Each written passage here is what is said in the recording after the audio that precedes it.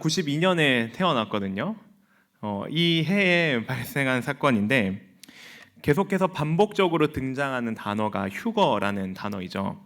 휴거란 예수가 세상을 심판하기 위하여 재림할 때, 그러니까 이미 오셔서 부활하신 예수님께서 이 세상을 완전하게 통치하시기 위하여서 이 땅에 다시 오실 때를 재림이라고 하거든요. 그래서 그 재림 때에 구원받는 사람을 공중으로 들어 올리신다는 것을 휴거라고 이야기합니다. 그래서 영상에 보셨던 것처럼요, 1992년 10월 28일에 이 휴거 소동으로 인하여서 아주 많은 일들이 벌어졌습니다. 근데 당시 사회 분위기의 영향도 있었습니다. 그러니까 1999년이라는 그 세기말, 이제 2000년대로 넘어간다라는 그런 분위기가 마치 이 세상이 끝날 거라고 착각하게 만드는 그런 분위기도 있었습니다. 그러나 이러한 모든 일들이요, 요한계시록의 종말, 그러니까 세상의 끝, 그리고 예수 그리스도의 재림과 계시의 의미를 잘못 해석했기 때문에 벌어진 일들입니다. 심지어 어떤 일들까지 있었냐면요, 아이를 임신하고 계신 임산부분이 계셨는데 이 휴거 일이 가까워오자 임신해서는 하늘로 들려 올라갈 수 없다면서 낙태를 하는 일이 벌어지기도 했고요.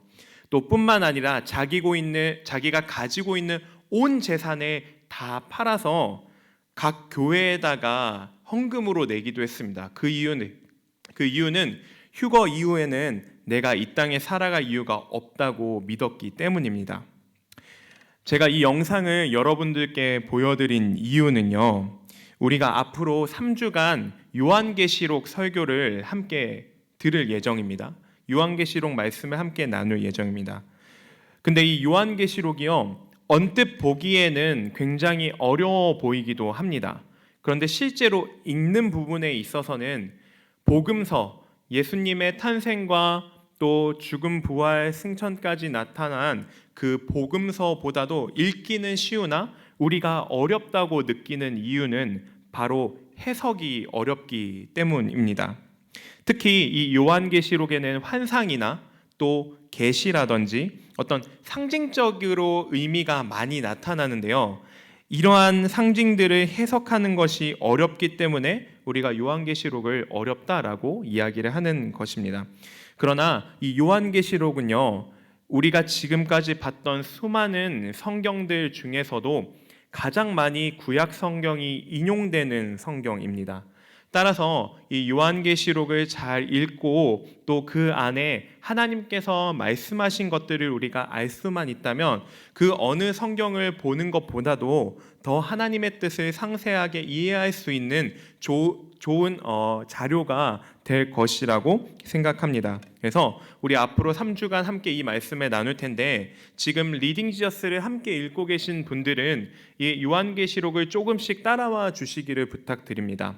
아마 제가 3주 안에 이 요한계시록 1장부터 22장을 다 말씀드리기는 어려울 것 같아요. 실제로 많은 목사님들이 이 요한계시록 강해를 시작하면 한 25강 정도는 하시더라고요. 그래서 다 풀어드리기는 어렵지만 핵심적인 것에 대해서는 우리가 잘 알아서 적어도 1992년 10월 28일 날 저런 휴거 소동이 일어나는 것처럼, 혹은 지금 20년, 25년 정도 지난 이 시점에서 나는 신이다라는 저런 프로그램에 등장하는 어떤 이단들에 우리가 빠지지 않고 하나님의 말씀을 정확하게 이해하는 시간이 되었으면 좋겠습니다. 먼저 이 책은요, 우리가 잘 알고 있는 요한이라는 사람이 쓴 책입니다. 물론 이 요한이 세례 요한을 가리키는지 또 다른 요한복음이라든지 요한 1서, 2서, 3서를 쓴 사도 요한을 가리키는지는 정확하게 추측하기는 어렵습니다. 그러나 많은 학자들이 사도 요한이 썼을 것이라고 추정하고 있고요. 이 사도 요한은 반모라 하는 섬에 유배당한 시절에 이 요한계시록을 썼습니다. 당시 이 요한이 요한계시록을 썼던 배경을 좀 이해하면은 도움이 됩니다.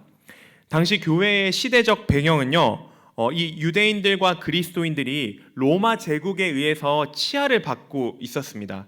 로마 제국이 이 유대인들과 또 그리스도인들을 다스리는 그러한 치하에 있던 시대입니다. 그러나 이때 로마로부터 실질적인 박해가 있었느냐 하는 것에 대해서는 여전히 논란이 많습니다. 박해가 있었다는 것은 사실이지만 요한이 이 요한계시록을 썼을 때에 그 당시에 박해가 있었느냐라는 것은 논란이 된다는 것입니다. 그래서 어떤 학자는요, 이 당시에 박해는 거의 없었고, 따라서 이게 외부적인 요인, 어떤 로마 제국에 의한 어려움을 당하는 그리스도인들을 위해서 쓴 것이 아니라 어쩌면 그리스도인들 사이에서 어떤 내부적인 요인, 그리고 또 어떤 그 심리적인 요인들 때문에 문제가 발생했다라고 이야기하기도 합니다. 그러나 로마 당국의 공개적인 박해는 없었다라고 할지라도요, 그리스도인들은 이 당시에 로마 황제 숭배랄지 또 우상 숭배의 어떤 축제와 의식이 반영된 사회적인 압력을 아마 많이 받고 있었을 것이라고 생각됩니다. 아마 이러한 상황 속에서 저자인 요한은 하나님이 교회와 그리고 그리스도인들에게 보내는 메시지를 전하는 역할을 하고 있습니다. 요한계시록의 시작은요, 여느 서신 그리고 예언서들과 전통과 좀 비슷하게 시작을 합니다. 그래서 요한계시록 1장 1절부터 8절을 뭐라고 이야기하냐면 프롤로그라고도 이야기합니다. 혹시 그 프롤로그라는 단어 뜻을 알고 계신가요? 아마 프롤로그를 문학작품이라든지 어떤 그 음악적인 내용이라든지 혹은 영화나 이런 곳에서 이 단어를 들어본 적이 있을 것입니다.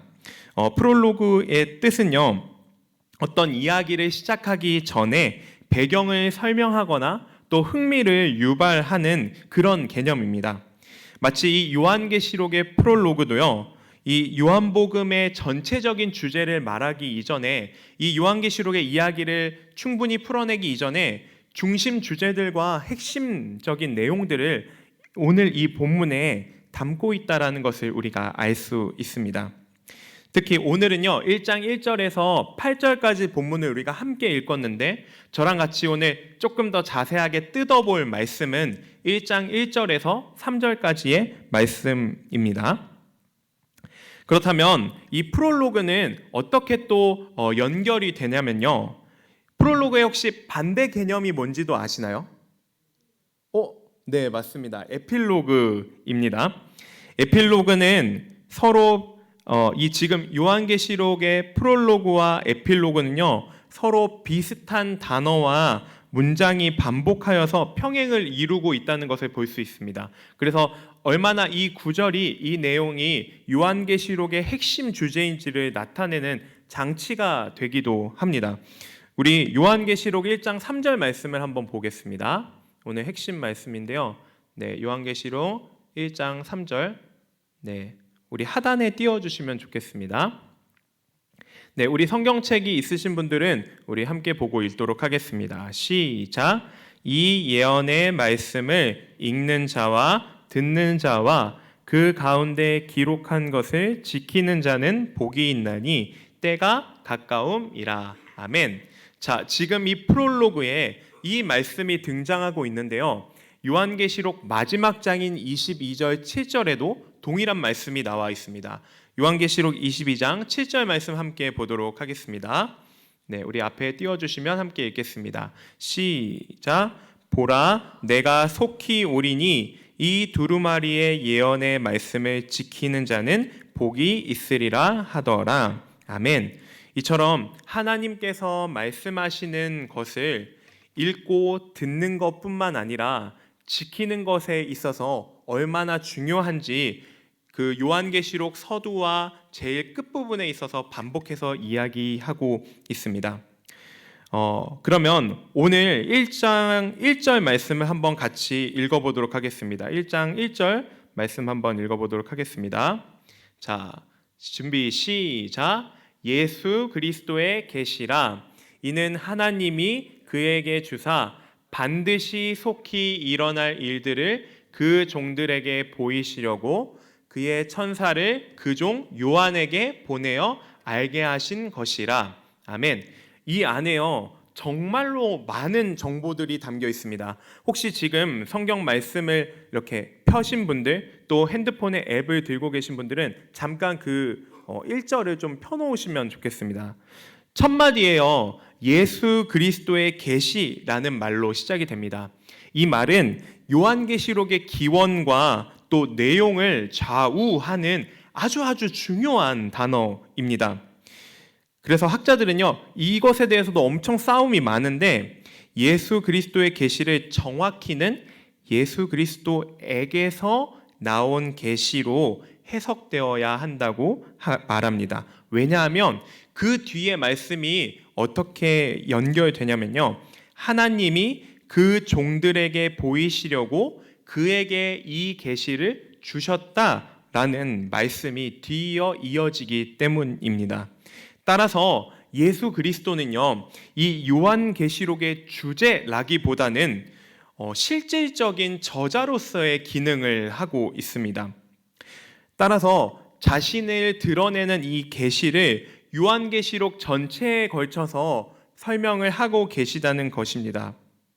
따라서 표면적인 저자인 이 요한은요, 요한계시록의 내용이 자신이 본 환상을 단순히 기록했다라고 말하기보다는 이 환상들이 천사들을 통하여서 하나님과 그리스도로부터 직접 온 것이라는 것에 집중을 하고 있습니다. 정확히는 이런 겁니다. 그냥 그저 어떤 한 사람이 환상을 보고 쓴 내용 정도의 것이 아니라 하나님과 그리스도께서 천사를 통하여서 요한에게 보여주신 그것을 요한이 계시록을 통해서 여러 그 당시에 박해나 어떤 어려움이 있었던 그리스도 교회들에게 전하고 있는 내용이 바로 오늘 우리가 보고 있는 요한계시록입니다. 그럼 아마 이런 질문을 할 것 같아요. 전사님, 근데 계시라는 말이 도대체 뭔지 잘 안 잡혀요. 이 계시는요, 헬라어로 말하면 아포칼립시스라는 단어입니다. 발음하기도 어려워요. 아포칼립시스. 이 단어의 정확한 의미를 파악하는 것은 좀 어려운데요. 보통적인 의미로는 어떻게 설명하냐면요, 이전에 감추어져 있던 것을 드러내는 것입니다. 감추어져 있던 것이 드러나는 것, 이것이 바로 계시입니다. 예수님께서는 마태복음 10장 26절에서 계시에 대해서 이렇게 말씀하십니다. 그런즉 그들을 두려워하지 말라. 감추인 것이 드러나지 않을 것이 없고 숨은 것이 알려지지 않을 것이 없느니라. 아멘. 이처럼 계시는 감추어져 있던 어떤 무언가가 드러낸다라는 뜻을 가지고 있습니다. 전사님, 그러면 계시는 약간 뭔지는 알겠는데 우리가 지금까지 들었던 예언이라는 단어와는 어떤 차이가 있나요?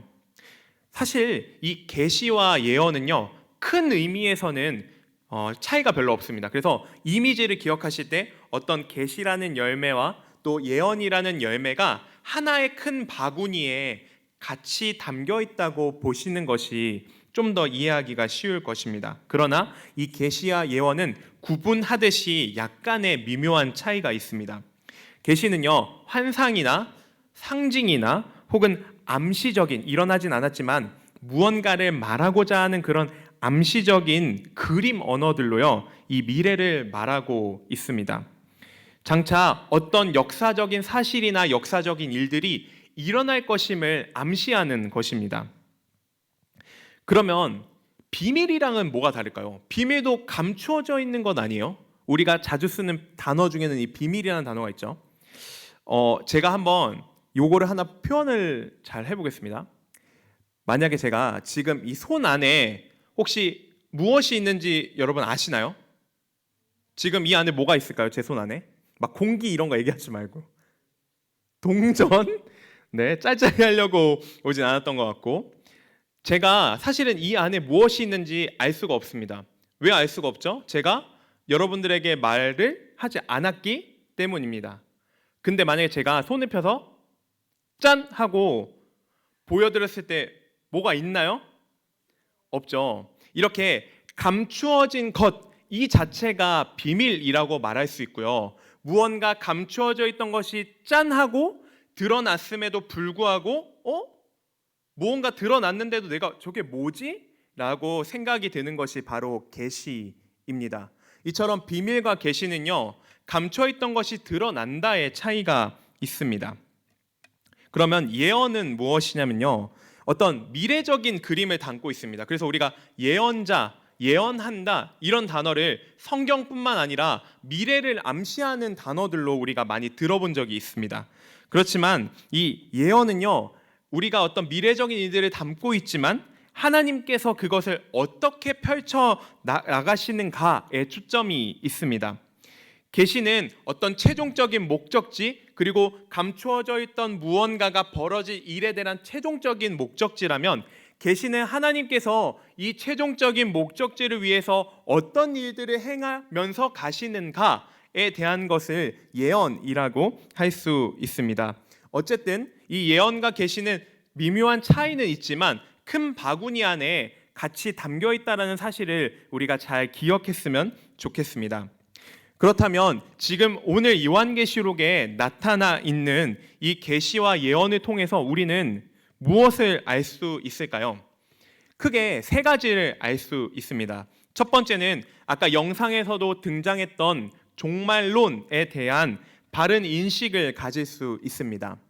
둘째로는 바른 기독론을 가질 수 있고요. 마지막으로 세 번째는 바른 교회론을 가질 수 있습니다. 종말론이 무엇이냐면요, 어떤 일이 진행되고 있다가 끝이 나는 것을 종말이라고 하는데, 우리가 보통 종말론 하면 세상의 끝이라고 하면 우리가 사실 관심 있는 것은요, 딱 두 가지예요. 어느 때에 이 세상이 끝날 것인가? 두 번째, 그 세상 끝나는 날에는 어떤 일들이 과연 벌어질 것인가에 우리는 사실 초점을 계속 두면서 궁금해하고 또 때로는 두려워하기도 합니다. 그러나 요한계시록에서는요, 어느 때에 일어날지 무슨 일이 벌어질지에 초점을 맞추는 것이 아니라 이 세상의 종말이 어떤 의미를 가지는가에 대한 초점을 가지고 계속해서 설명을 이어가고 있습니다. 두 번째로 바른 기독론인데요, 기독론은 누구에 대한 것을 배우는 걸까요? 기독론 누구일까요? 바로 예수 그리스도입니다. 그래서 예수 그리스도가 누구신지에 대해서 바르게 이해하는 것이 우리 기독교를 이해하는 데에서 굉장히 중요한 요소로 작용하기 때문입니다. 마지막으로 가장 중요한 것은 바로 이 바른 교회론입니다. 이것이 계시록 기록의 목적이기도 한데요, 바로 교회는 어떤 공동체인가에 대해서 바르게 배우는 것이 이 요한계시록의 목적이기도 합니다. 그래서 요한계시록을 쭉 읽어나가면서 조금씩 어려운 부분들을 함께 공부를 해나가야 되는데, 우리가 이걸 통해서 얻는 것은 첫 번째는 바른 종말론, 두 번째는 바른 기독론, 마지막으로 가장 중요한 바른 교회론을 우리가 알 수 있습니다. 그렇다면 지금 이 계시가요, 요한을 통해서 교회에게 전달되었다고 하는데, 어떤 과정들을 통해서 요한이 이 계시를 교회에게 전달했을까요? 바로 첫째는 하나님께서 계시를 예수님에게 주셨습니다. 그리고 이 예수님께서는 이 계시를 천사들에게 주셨고, 천사들은 이 계시를 요한에게 주었고, 요한은 이 계시를 기록하여서 이 요한계시록에 대한 글을 각 교회에, 소아시아에 있는 교회들에게 보냈습니다. 1장 1절에 이런 말씀이 있습니다. 예수 그리스도의 계시라 이는 하나님이 그에게 주사. 이 말씀을 통해서 하나님께서 예수님께 이 계시를 하신 것을 우리가 알 수 있습니다. 이는 요한복음에도 동일하게 나타나고 있는데요, 요한복음 8장 26절에 이렇게 나타나 있습니다. 나를 보내신 이가 참되심에 내가 그에게 들은 그것을 세상에 말하노라 하시되, 내가 그에게 들은 것을요, 그 계시를 세상에 말한다고 합니다. 그래서 요한복음 전체에서는 이 요한계시록과 조금의 차이가 있는데요, 요한계시록은 하나님이 예수님에게, 예수님이 천사에게, 천사가 요한에게, 요한이 기록하여서 교회에게까지 이렇게 5단계의 과정을 거치는데, 요한복음은 하나님이 예수님에게, 그리고 예수님이 성령님에게, 성령님이 그리스도의 제자들에게, 그리고 이 제자들이 세상에 예수 그리스도에 대한 계시를 전했다라는 것을 우리가 알 수 있습니다. 그러면 왜 도대체 이 5단계나 되는 긴 과정을 통해서 하나님께서는 계시를 알리고자 하시는 것일까요? 그 또한 1장 1절에 나와 있습니다. 제가 이 부분만 읽어드리겠습니다. 반드시 속히 일어날 일들을 그 종들에게 보이시려고. 뒤에 후반부에 나와 있듯이 바로 그 목적은요, 계시를 전달하고자 하는 하나님의 목적은 그 종들에게 보이시기 위함입니다. 결국 하나님께서는, 그 예수님께서는요, 그 하나님의 계시를 교회들에게 나타내시는데, 2장과 3장에 넘어가면 7교회에게 이 보내는 편지를 우리가 볼 수 있습니다. 근데 이 7교회는 교회만 가리키는 것이 아니라 그 교회에서 공동체 생활을 함께하고 있는 모든 기독교에 있는 교인들을 가리키고 있습니다. 그리고 요한계시록 전체에 걸쳐서 이 그리스도인들은요, 종들로 불리고 있고, 또 현재를 살아가는 우리들 또한 주님의 종들이라는 사실을 우리가 잘 알고 있습니다. 그래서 존슨이라는 학자는요, 종들에 대해서 이렇게 이야기하기도 합니다. 주 그리스도 자신의 특별한 대표자들을 가리키는 이 호칭은 종들의 특별한 대표자라고 한대요.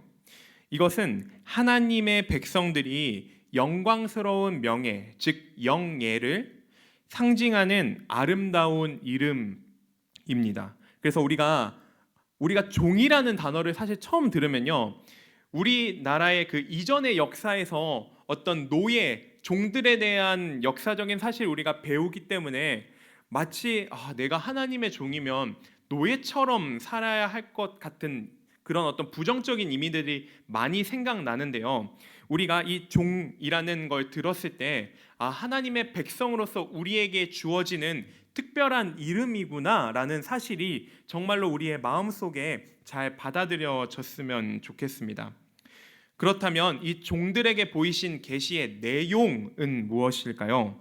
바로 앞에 나온 반드시 속히 일어난 일들입니다. 그것이 바로 오늘 말씀하고자 하는 계시의 내용입니다. 이 말씀은요, 다니엘 2장 28절에서 29절에도 그 대응을 이루고 있는데요. 제가 한번 읽어드리겠습니다. 함께 띄워주시면 좋겠습니다. 오직 은밀한 것을 나타내실 이는, 계시를 나타내시는 이는 하늘에 계신 하나님이시라. 그가 느부갓네살 왕에게 후일에 될 일을 알게 하셨나이다. 왕의 꿈 곧 왕이 침상에서 머릿속으로 받은 환상은 이러하니이다. 이 말씀은요, 다니엘서를 한 번이라도 읽으신 분들은 맞다, 느부갓네살 왕이 꿈을 꿨는데 그 전국에 아무도 해석을 할 수 없어서 다니엘이 와서 꿈을 해석해주는 등장 바로 앞부분에 나오는 내용입니다. 이 의미는 다니엘 3장 30절을 통해서 조금 더 볼 수 있는데요. 내게 이 은밀한 것을 나타내심은 내 지혜가 모든 사람보다 낫기 때문이 아니라 오직 그 해석을 왕에게 알려서 왕이 마음으로 생각하던 것을 왕에게 알려주려 하심이니이다. 이 말은요, 쉽게 표현하면은 결국 이 은밀한 것을 나타내는 것은 어떤 지혜 있는 자, 나 다니엘이 아니라 결국 하나님께서만 이 계시를 전달할 수 있는 최초의 전달자라는 사실을 반복해서 이야기하고 있는 것입니다. 한마디로 표현하면 하나님의 주권을 강조하고 있다라는 사실입니다. 하나님께서는요, 하나님의 뜻을 우리에게 주시기 위하여서 예수 그리스도를 통하여서 천사에게 전달하시고 또 요한에게 하나님의 계시를 알리셨고요. 요한은 하나님의 계시를 교회에 알리는 도구로 선택된 선지자라고 볼 수 있습니다. 그러나 우리가 좀 주목할 것은 요한이 여기서 자신에게 그 정도의 어떤 하나님의 계시를 전달하는 선지자 정도의 어떤 권위가 있다면 자신에 대한 어떤 특별한 호칭이라든지 이런 것들을 붙일 만도 한데요.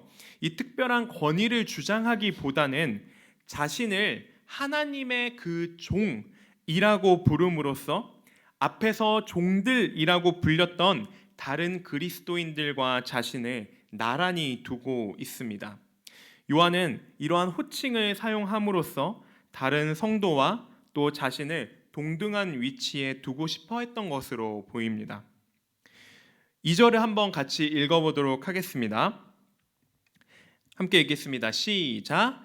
요한은 하나님의 말씀과 예수 그리스도의 증거 곧 자기가 본 것을 다 증언하였느니라. 아멘.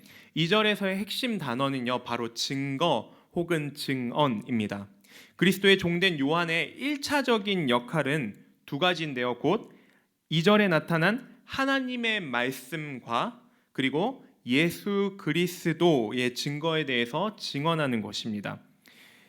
요한계시록에서 이 증거 혹은 증언이라는 말은요, 보통 말이나 자신의 삶을 통해서 신적인 어떤 실제, 신적인 어떤 요소가 가미된 일들을 두려움 없이 공개적으로 선포하고 입증하는 것을 증거라고 합니다.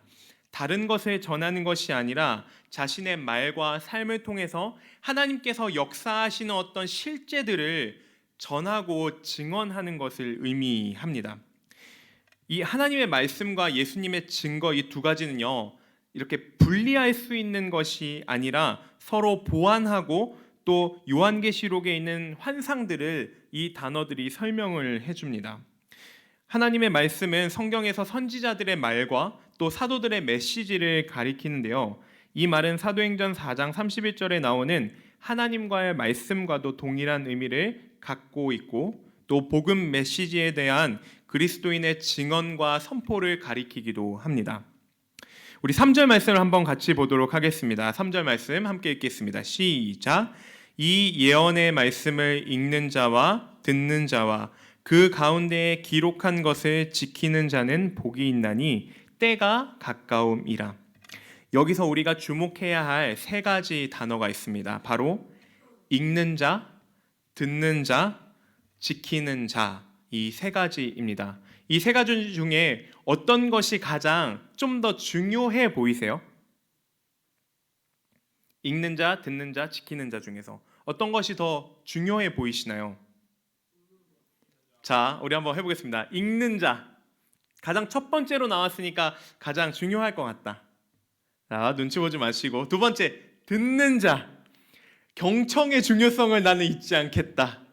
듣는 자, 오케이. 세 번째, 지키는 자. 네, 오케이, 좋습니다. 일단은 이 사람들이 무엇을 의미하는지부터 좀 살펴보면 좋겠는데요. 여기서 말하는 읽는 자는 어떤 그 초기 기독교 예배가 진행될 때 공식적으로 앞에 서서 성경을 읽는 자, 낭독하는 자를 여기서는 읽는 자라고 이야기합니다. 아마 그 초대교회 당시에는 어떤 장로나 혹은 평신도 지도자가 이 통상적으로 이 성경을 읽었던 것으로 보입니다. 듣는 자와 지키는 자는요, 하나님의 말씀을 계속해서 마음에 새기고, 예레미야의 말씀에도 잘 나타나 있죠. 하나님의 말씀을 마음에 새기고 순종하는 사람들을 의미합니다. 듣는 것과 지키는 것은요, 자주 결합돼서 쓰이는데요. 사실 듣다라는 어떤 이 히브리어 동사에는 순종하다라는 의미를 같이 내포하고 있습니다. 그렇기에 두 개념은 성경적으로도 뗄래야 뗄 수 없는 어떤 불가분의 관계에 있습니다. 요한복음 1장 37절에 이렇게 나와 있습니다. 두 제자가 그의 말을 듣고 따르거늘. 요한복음 이 1장 37절 말씀에서 듣는 것은 이 세례 요한의 제자들이 예수님께 나아오는 것처럼 따르는 것과 연계가 되어 있습니다. 두 번째는 요한복음 10장 3절에서 4절인데요. 우리가 잘 아는 말씀입니다. 문지기는 그를 위하여 문을 열고 양은 그의 음성을 듣나니 그가 자기 양의 이름을 각각 불러 인도하여 내느니라. 자기 양을 다 내놓은 후에 앞서가면 양들이 그의 음성을 아는 고로 따라오되. 그리고 10장 27절에는요. 내 양은 내 음성을 들으며 나는 그들을 알며 그들은 나를 따르느니라. 선한 목자 비유에서 이처럼 양은 목자의 음성을 잘 듣고 또 목자의 음성을 알고 그래서 결국 이들은 따른다라고 이야기를 하고 있습니다. 오늘 우리가 살펴본 말씀 속에서도 이 듣고 따르는 것이 얼마나 하나의 일로서 일어나는지를 우리가 살펴볼 수 있습니다. 네, 우리 말씀을 이제 정리하고자 합니다. 아마 오늘 말씀을 나눴는데요. 요한계시록의 이 내용들을 조금씩 설명하다 보니 어쩌면 우리에게는 이게 이런 의미였구나 할 수도 있고 아직도 이 의미에 대해서 조금은 어려울 수도 있다고 생각합니다. 그러나 어렵다고 해서 우리가 이 말씀을 방치하는 것이 아니라 생각을 열고 마음을 열고 말씀에 조금씩 가까워지기를 소망합니다. 사실 저도 조금 부끄러운 고백이지만 이 요한계시록 말씀을 준비하면서요, 내가 요한계시록을 이렇게 자세하게 들여다보는 것이 처음이구나라는 사실에 너무나 부끄러웠습니다. 창세기는 항상 책 처음에 있다 보니 5번이고 10번이고 또 설교 주제로도 워낙 많이 등장하다 보니 요셉이 몇 장에 등장하는지 또 노아가 몇 장에 등장하는지 선악과나 우리가 잘 알고 있는 스토리의 내용들이 많이 있습니다. 근데 항상 책 뒤쪽은 깨끗하듯이 저에게는 요한계시록이 그러한 의미로 좀 다가왔습니다. 그래서 우리 청년들한테 요한계시록을 같이 읽자고 하고 말씀을 나누는 것이 어쩌면 저에게는 처음에는 좀 부끄러움처럼 느껴졌는데요. 점점 시간이 지나면서 오늘 말씀을 전하는 날이 다가올수록 조금 더 잘 알고 싶다. 그리고 정말로 하나님께서 감추어진 것을 드러내게 한다라는 그 사실이 뭔지 잘 이해하고 우리 청년들과 나누고 싶다라는 생각이 들었습니다. 사랑하는 청년들 여러분, 우리는 하나님의 말씀 위에 서 있는 자들입니다. 근데 이 말씀을 듣고 혹은 읽고 듣고 흘려보내는 자들이 아니라 이 말씀을 삶으로 살아내야만 우리는 정말로 온전한 그리스도인들이라고 이야기할 수 있습니다. 물론 아는 것과 행동하는 것에는 큰 간극이 있습니다. 큰 갭이 존재합니다. 그리고 그것이 얼마나 어려운지 저 또한 잘 알고 있고 아마 여기 계신 모든 분들도 그것을 잘 알고 있을 것입니다. 그러나 우리가 아는 것과 듣는 것 그리고 말씀을 통하여 배운 것들을 우리가 행할 수 있는 궁극적인 이유는 우리 안에 내주하시는 성령님께서 우리에게 그 말씀을 늘 가르쳐 주시고 깨닫게 하시며 더 나아가 그 말씀이 우리의 삶이 될 수 있도록 우리를 계속해서 인도해 가고 계시기 때문입니다. 그래서 우리는 말씀을 들을 때마다 성령님의 도우심을 간구해야 하고 또 말씀을 기억나고 이 자리를 떠나는 순간 머릿속에서 사라질지라도 우리가 한 주간의 삶을 살아낼 때 잠깐의 그 선택의 길로에서 맞다 하고 작은 찔림이 있거나 마음속에 말씀을 지켜 살라고 했는데 악을 악으로 갚지 말고 선을 행하라고 했는데라는 말씀 구절이 기억나신다면 어려우니까 버려야지, 어차피 안 될 거야 포기해야지 라고 나를 믿지 않는 것이 아니라 솔직하게 성령님, 제가 이 말씀이 지금 떠올랐는데 사실 제 마음은 죄를 짓고 싶은 마음뿐입니다. 말씀을 지키기보다는 나의 원래의 태도와 나의 본성을 고수하고 싶은 마음이 큽니다라고 고백했으면 좋겠습니다. 그 어려움을 우리가 힘을 꽉 주고 뚫고 나가기보다는 말씀이 우리 안에 거하시고 그 말씀 안에서 역사하시는 성령님이 우리를 도우신다라는 사실을 꼭 기억하면서 우리가 이 말씀을 지켜 행하는 자들이 되었으면 좋겠습니다. 그래서 이 말씀이 때로는 꿀송이와 같이 달지만 때로는 우리의 삶을 정확한 그리고 바른 길로 인도하는 조금의 우리가 하나님을 정말 두려워하는 마음과 경외하는 마음으로 다가서는 그러한 말씀들이 되었으면 좋겠습니다. 우리 이 시간 함께 찬양하도록 할 텐데요. 찬양의 가사를 잘 묵상하면서 또 오늘 들었던 말씀들을 잘 기억하면서 함께 우리의 고백으로 나아가도록 하겠습니다.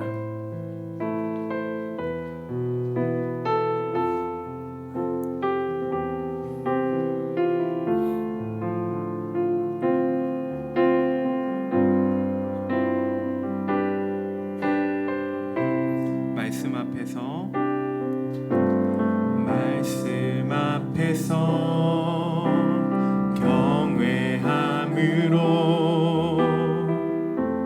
주께 홀로 섭니다. 생명의 말씀 읽고 순종해 주를 우리 다시 한번 처음부터 찬양하도록 하겠습니다. 말씀 앞에서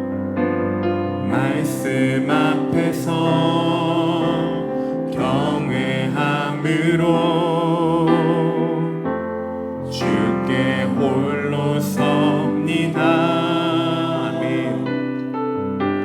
생명의 말씀 읽고 순종해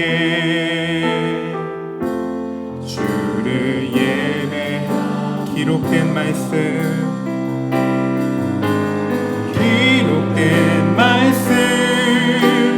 힘이 있어서 진리로 우리 거룩해 하며 거룩한 말씀 세세 영원히 복음이 되어 말씀하시네. 하나님 말씀에 두려워 떠는 자, 그 말씀에 생명을 거는 자, 한 사람 찾으시는 주님의 약속을 믿어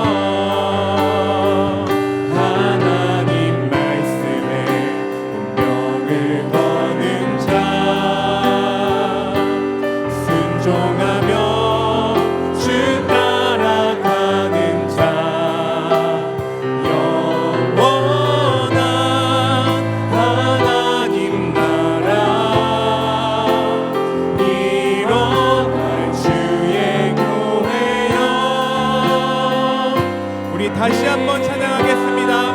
하나님 말씀에 두려워 떠는 자, 그 말씀에 생명을 거는 자, 한 사람 찾으시는 주님의 약속 믿어. 아멘. 하나님 말씀에 운명을 거는 자, 순종하며 주 따라가는 자, 영원한 하나님 나라 일어날 주의 교회여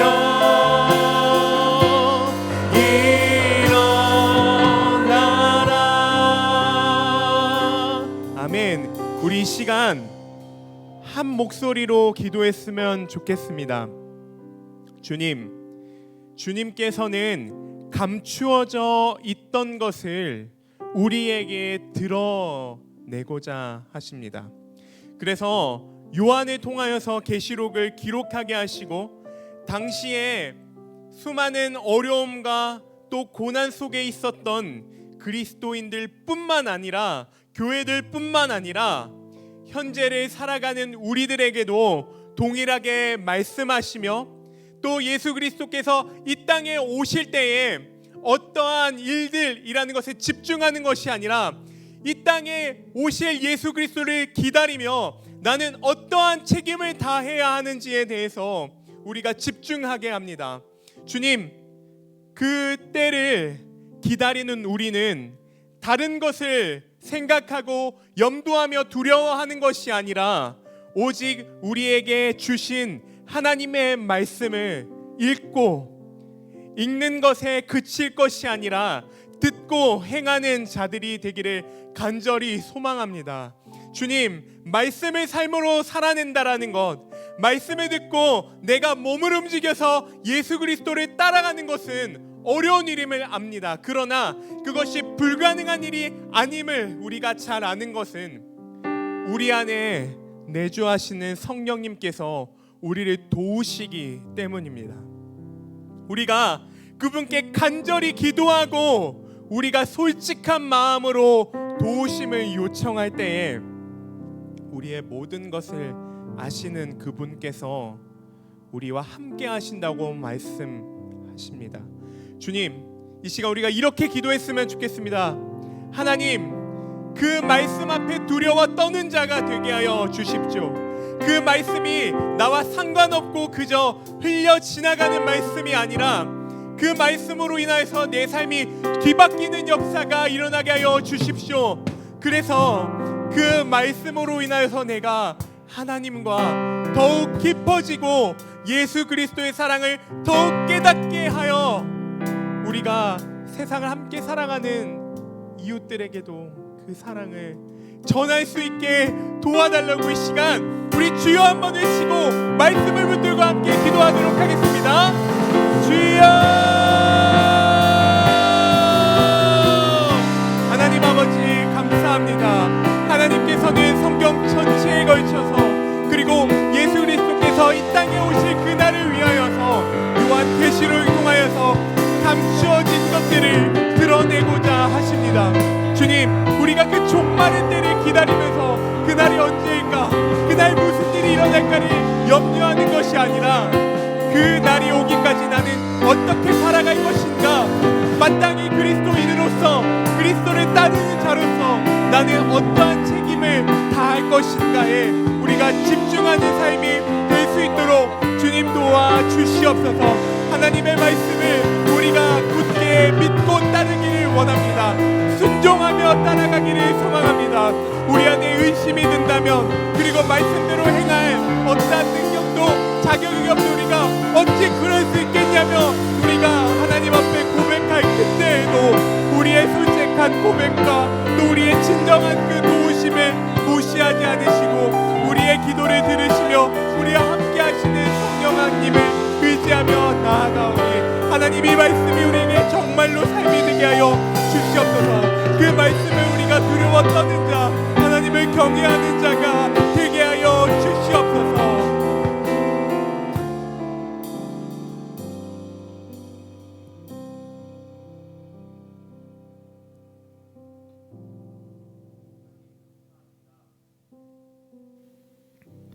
하나님의 말씀을 읽고 듣고 행하는 자가 되기를 소망합니다. 요한계시록뿐만 아니라 창세기부터 66권의 수많은 성경 안에 하나님의 놀라운 뜻과 우리를 향한 그분의 사랑이 담겨져 있지만 우리가 때로는 그 말씀이 우리 안에 잘 이해되지 않는다고, 때로는 그 말씀을 내가 살아갈 능력도 자격도 없다며 어찌 이렇게 이 말씀대로 살아갈 수 있겠느냐며 반문하는 우리들의 모습을 봅니다. 그러나 주님, 감추어진 것을 드러내시는 분은 하나님이십니다. 이 말씀이 우리 안에 살아 역사하도록 우리를 인도하시는 분 또한 하나님이심을 우리가 기억하기를 원합니다. 그리고 우리는 늘 말씀 위에 서 있으며 말씀 안에 거하며 그 안에서 하나님의 기쁘신 뜻과 우리를 향한 구원의 메시지와 새 생명을 발견하기를 소망합니다.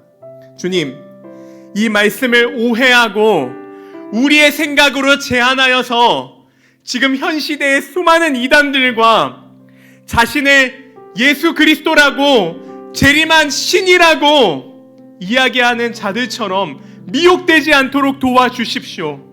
말씀이 우리 가운데에 올바르게 해석될 수 있도록 우리가 복음의 관점으로, 그리고 정말로 성경적인 관점으로 이 말씀을 이해하고 살아가는 우리 모두가 될 수 있도록 도와주시옵소서. 감사드리며 예수 그리스도의 이름으로 기도드립니다. 아멘.